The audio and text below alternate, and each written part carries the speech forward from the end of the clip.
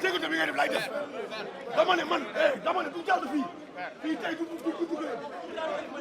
dama ne du jàll yow rek sécurité bi ngay def moom lay def yow rek du jàll tey du këram la jëm mais attends këram la jëm ñun bañuñu këram mais ñu ngi def fii kër Sénégal tey fii kër Sénégal la moo ñu fii tey fii kër Sénégal fii tey kër Sénégal moo gën a yomb si moom.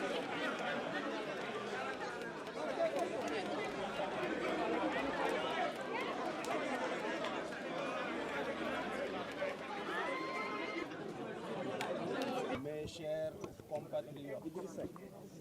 d'ici et de la diaspora, aujourd'hui, la Commission nationale de recensement des votes vient de publier un résultat qui reflète parfaitement la commande du candidat sortant. Nous rejetons fermement et sans aucune réserve ce résultat. Nous ne ferons aucun recours devant le Conseil constitutionnel. Force est de constater que le candidat sortant a confisqué la volonté du peuple sénégalais et sera seul à assumer les conséquences face au peuple et face à l'histoire. Force est de constater que le candidat sortant a confisqué la volonté du peuple souverain et sera seul à en assumer les conséquences face au peuple et face à l'histoire. Nous exprimons toute notre gratitude et nos félicitations au peuple sénégalais qui a massivement exprimé son désir de changement dans la maturité, le calme et la paix. Mbokku Sénégal, ginnaaw bi ñu leen nuyoo yéen ñëpp ku ci nekk ci turam ak santam, biir na ñëpp ci biir Sénégal ak ci àddina bi que résultat bii nga xam ni commission nationale wax na ko dëppoowul ak li peuple sénégalais bëgg te daj lu nekk taxaw temm pour amal ko te mooy changement ci bopp réew. foqarti googu nga xam ni foqarti nañ ko li peuple sénégalais bi bëgg nag lu mu jur ëllëg benn nit rek la ñu war a joxoñ baaraam mooy ki ko santaane ba ñu defal ko ko te mooy ki waroon a génn ci palais bi bisu tey. ñoo ngi sant peuple sénégalais bi yëpp ci seen pas-pas ci seen takkute gis nañu taxawaay bi ni mu mate gis nañu li ñëpp daj pour que Sénégal am ay élection yu jaar yoon wante lii nga xam ni def nañu ko ak jalgati la ak foqarci la ak bëgg a jaay doole la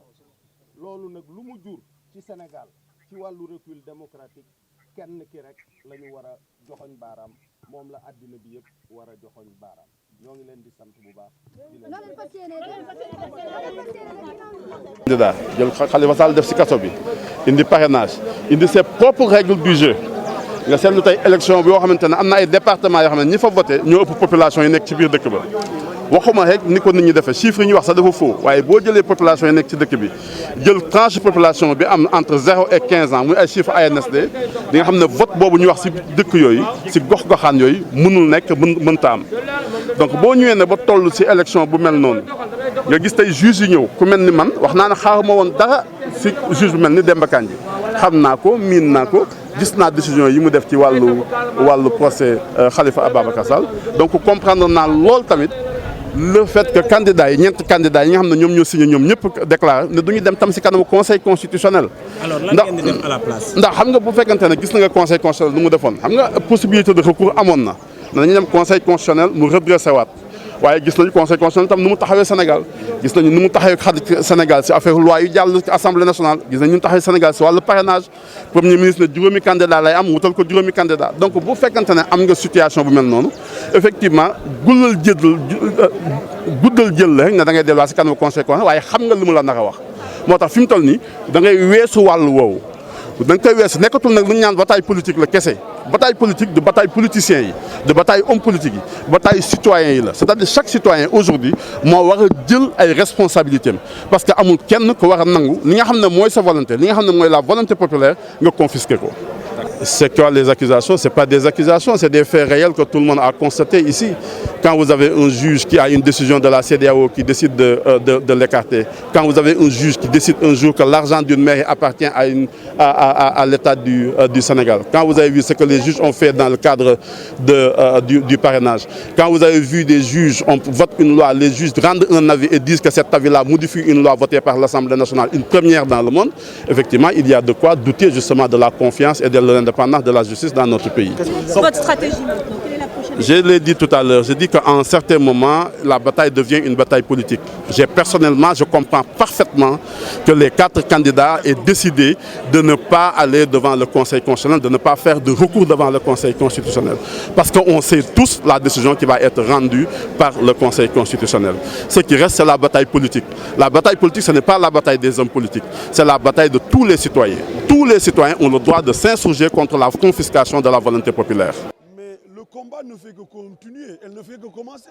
Moi, j'avais tout à l'heure, je vous avais dit, je vous avais montré ma fille de 6 ans, je l'ai amenée au théâtre des opérations avec un foulard, elle est retournée faire ses cours. C'est pour montrer combien de fois la politique est un long jeu. Je dis c'est un ring de boxe, on en reçoit et on en donne. Et je crois que nous sommes vaillants, comme Daniel Vaillant. On va rester vigilants, on va continuer à accompagner la coalition. résultat yi ñu wone pour man résultat yi du résultat yi war waaw ndax ñun dañu yaakaar ne deuxième tour war na mun a am fii ci dëkk bi ci élection bi nga xam dañ ko jongante loolu moo tax ma jóge sama kër wane fa ma far te am naqar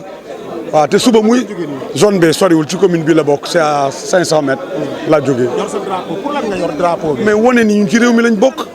lii moo ñu lié mooy le Sénégal et que ñun coalition Idy 2019 lañ bokk. waaw ci loolu lañ baat campagne te loolu la ñu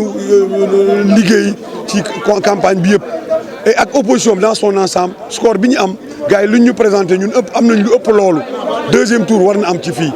donc loolu laa gis quoi. Idrissa Seck moo ñu war a jiitu ñu topp ko wane Sénégalais que Macky Sall on conteste les résultats parce que depuis le début processus électoral bi Macky Sall mu ngi jaay doole ba nii te tey jii nii Macky Sall bu faluwaat dina def 3e mandat ndax dina def Sénégalais ay ragal lañu te ñun du ñu ay ragal Idrissa Seck na jël mais destin en cours am mais ñu wàcc ci dëkk bi taal dëkk bi waaw parce que Macky Sall c'est un dictateur. ñu xeex bi Macky Sall moomuñu référendum da ko foqati présidentiel mënu ko foqati jënd leen na leader yi jënd ñu topp seen ginnaaw deuxième tour day am par force. Il ne faut pas que le choix du peuple soit contourné en fait. Nous sommes tous là, on est là depuis ce matin. Donc dañu bàyyi suñu activité yëpp ñëw fii tey jii lépp ngir la aar suñu démocratie sàmm suñu réew président génn léegi ñun ñëpp dégg nañ lu wax c'est le choix des Sénégalais qui vient d'être contourné par un groupuscule de personnes donc mu ni lu ñu ñaawlu ñu ñëpp Sénégal moo ñu ñor juste que nañ delluwaat ci liggéey bi su ko defee le combat continue. de toute façon lan ngeen di xaar ñoom ñu jiite leen wala nu mu demee. en fait déglu leen président bu baax li mu wax donc choix peuple bi leen confisqué léegi nag ñun benn taxawaay rek lañ war a am mooy c'est descendre sur le terrain. On descend sur le terrain buñ ci xaar ordre kenn de toute façon on le fait pour nous on le fait pour la génération qui vient et nos enfants.